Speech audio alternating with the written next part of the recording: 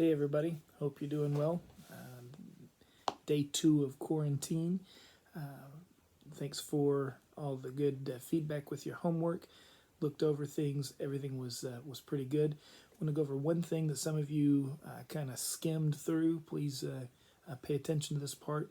When we're simplifying square roots, that doesn't necessarily just mean to take a number and put it in your calculator and then come up with a decimal. We want to simplify it. In other words, we want to restate it in a simplified fashion. So an example that I've got for you here would be the square root of 32. Yes, if you take 32 and put it in your calculator, you're going to get a number somewhere between 5 and 6. It's going to 5 point and then lots of numbers as decimal after it.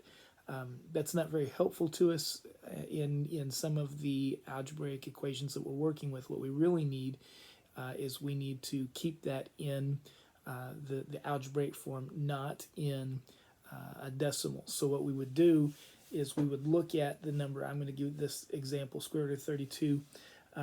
Square root of 32 is not a perfect square, but one of its factors is a perfect square, 16. So if I think about it, I can have square root of 32 is really the square root of 2 times 16, right? And if 16 is a perfect square, I can take that out, right? So the square root of 16 is 4, so I can take that out from underneath my square root sign. I'm going to put it on the outside, and what's left is my 2. So I'm going to call this 4 times the square root of 2, or 4 on the square root of 2. So anyhow, that was the one thing. There was a little bit of issue there. Some of you kind of skipping through that, and you were solving instead of just simplifying. Anyhow, let's go on to today's assignment. So for these first few days, what we're going to be doing is just reviewing some real fundamental skills. So today we're going to do 2 fundamental skills. One of them is solving for x. Solving for a variable. X is the most commonly used. It doesn't matter which letter it is. We want to isolate it, right? If I say solve for x, what I really mean is to get x by itself and everything else in the equation over on the other side of the sign. Now again, remember, if I have an equal sign, greater than, less than sign, it doesn't. Those don't really matter when it comes to solving for x. For example, if I had x plus 3 equals 9, I'm going to solve that, whether that's an equal sign, a greater than, less than sign. I'm going to solve it the exact same way. It doesn't matter. This particular sign is an equal sign. It's the one we're going to see most often. But remember, the process is the same no matter what it is that we encounter. All right, so if we have x plus 3 equals 9, the rules of algebra say that we can do anything we want to an equation so long as we do the same thing to both sides of the equation. In other words, that equal sign, imagine it to be like an old-fashioned balancing sign. I don't think I can balance my marker right here on my desk, but if I could, it would be a really cool trick, right? I'm not going to be able to do this, and it makes for a really, and I keep getting marker marks all over my desk. Anyhow, let's pretend that it's balancing. You do not see this hand here. It's just hanging out, okay? Isn't that cool? It's a great trick, okay? Now, if I were to put a little extra weight on this side, then it's going to fall off. Unless I put the same amount of weight over on the other side, then it remains balanced. If I took some weight off of one side to make it less, well, it would stay balanced if I took the exact same amount off the other side. So the principle here is, if I have an equation, I can do anything I want to the equation so long as I do the same thing to both sides. And the trick is, in the end, I want one variable to be isolated all by itself on one side of the equation. So if I'm given x plus 3 equals 9, the way that I get x by itself is I subtract 3, because it's got an extra 3 there. I want to get rid of it. So subtracting 3 from one side means I have to subtract 3 from the other side. That gives me x equals 6. Now, what if, for example, and I knew that that's a very simple example for you, but let's say that we've got more than one place that x shows up on the equation. So let's say that I'm just making one up here, and it's probably not going to work out really well, but anyhow, let's say that x plus 3 equals, let's say,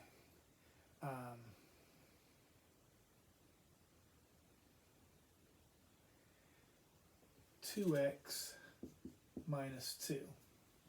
Okay? So x plus 3 equals 2x minus 2. I don't want an x on both sides. I need x on one side of the equation all by itself.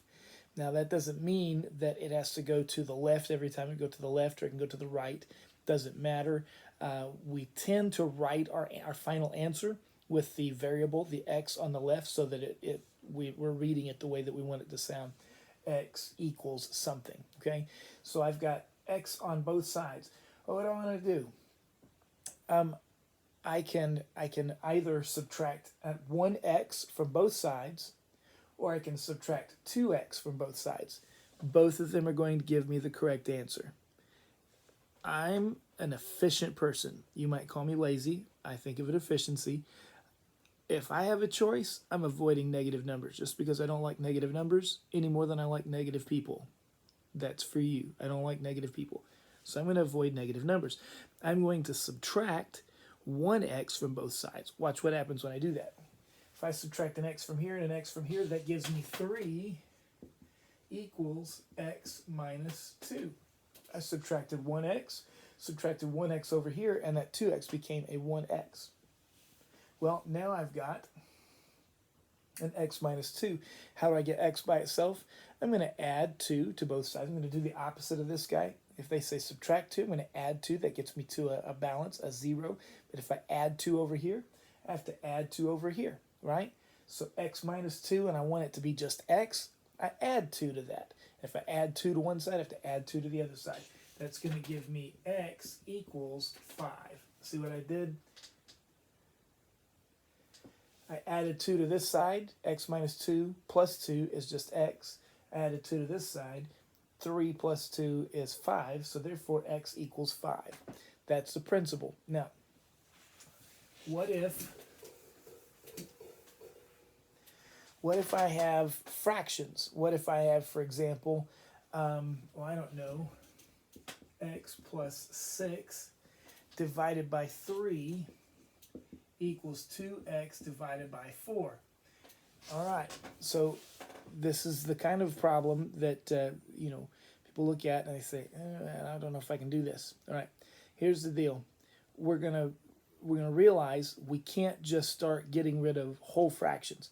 So what we're going to do is we're going to get rid of the denominators one at a time, okay, by doing the opposite.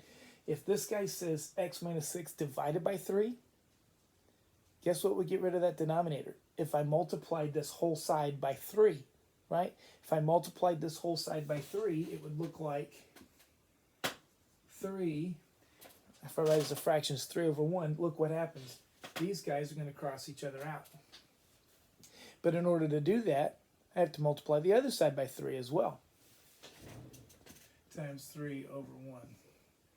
And that's going to give me x plus 6 equals 3 times 2, which is 6x over 4. All right? Now again, I've got a fraction in there. How do I get rid of a fraction? I multiply by the same number as is in the denominator. Okay? If this is divided by 4, I'm going to multiply both sides by 4. And again, if I multiply this by 4, it's going to get rid of my denominator over here. They're going to cross simplify. I have to multiply this side by 4 as well. Then I have to distribute that 4 through my algebraic expressions. So I have to do 4 times 6, and I have to do 4 times the x. So I have to do both of them. That way, I have distributed my 4 all the way through this expression. So if I eliminate over here, this gets rid of this. gives me 4x plus 6 equals 6x. Now, I'm going to do the same thing that I did just a moment ago. I'm going to get my x's on the same side, just like I did before. I'm going to subtract 4x from both sides. That's going to give me a positive 2x left on one side and no x's on the other. Okay, so if I subtract 4x over here, all that's left is just the 6. Subtract 4x from over here, that gives me 2x. Now, I got 2x equals 6. I don't want to know what 2x equals. I want to know what x equals. So I'm going to divide both sides by 2. Okay? If I divide both sides by 2, that's going to give me x equals 3. X equals 3. All right. So I think that's enough of a review for what you'll end up needing to do for the homework tonight. Or today, sorry. I'm filming this like at 1 o'clock in the morning. So when I say tonight, I really mean whenever it is that you're doing this. There we go. All right.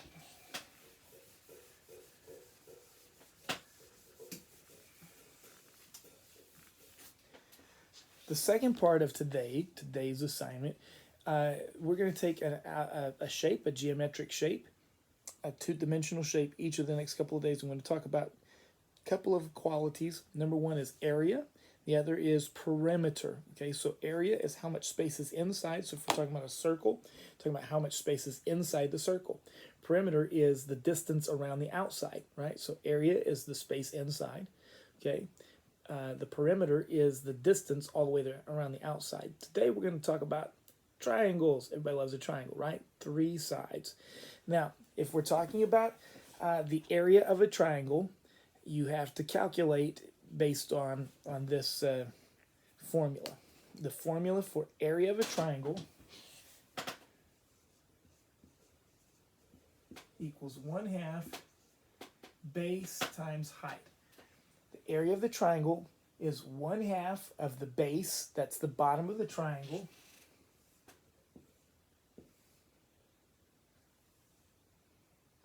so this would be the base, and this would be the height. Okay, now all of the triangles that we're going to see in today's assignment will be a certain kind of triangle called a right triangle. In other words, it means that one of the corners is a 90-degree corner. The good thing about that is if you've got a 90-degree corner, one of your sides is your height. You don't have to do a separate calculation for height. So it'll look more like this.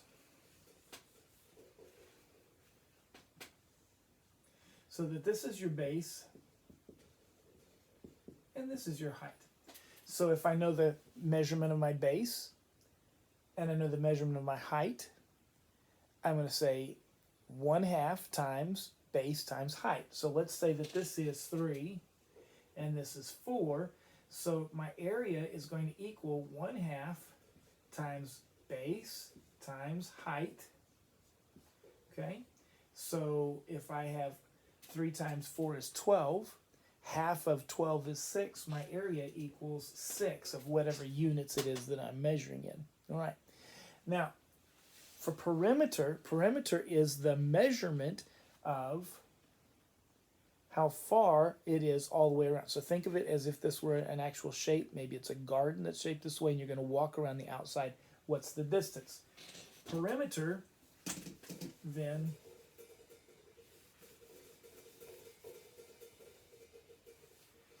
is simply measuring around the outside. Now, if we have a right triangle, typically there'll be a little sign there, and all that tells you is that that is a perfect 90-degree angle. Okay? If you're taking the SAT and it doesn't include that there, don't assume that it's a 90-degree angle. Well, let's say that this guy is still, as we mentioned, 3 and 4, and this guy is our unknown, our variable. We'll call him x. X, the great unknown, right? So the way we determine what this longest side of this right triangle is, the hypotenuse side, is we take the two sides we know and we square them and add those squares together. Now this is a theorem called the Pythagorean theorem, named after a Greek guy named Pythagoras. Okay, you think your name's embarrassing? Imagine going around with the name Pythagoras. But Pythagoras figured out that in a right triangle, if you square one side and you square the other side, and then you add those squares together, and then you take the square root of that, you're going to find the distance of x. In other words, he called them a squared and b squared and c squared. He didn't actually call them that, but we pretend he did. All right, so if I'm trying to find, and this is going to be important because you're going to see this in this assignment, if we're trying to find the length of this far side, I'm going to say a squared, let's say 3 squared, plus b squared, that's 4 squared, equals, in this case, x squared. Don't forget the square, okay? 3 times 3 is 9. Okay, 4 times 4 is 16, equals x squared. Of course, 9 plus 16 is what, 25? So to find the length of x, I'm going to find the square root of x squared, that's x, and I'm going to find the square root of 25, and that's going to be 5. So therefore, this equals 5. You're going to need to know that because that's the only way you're going to be able to solve some of the problems on today's homework assignment. Okay. Love you guys, thinking of you, praying for you. Reach out to me through the Easy Class website if you have any questions. Text or call, anything that comes up, I'll be glad to help you.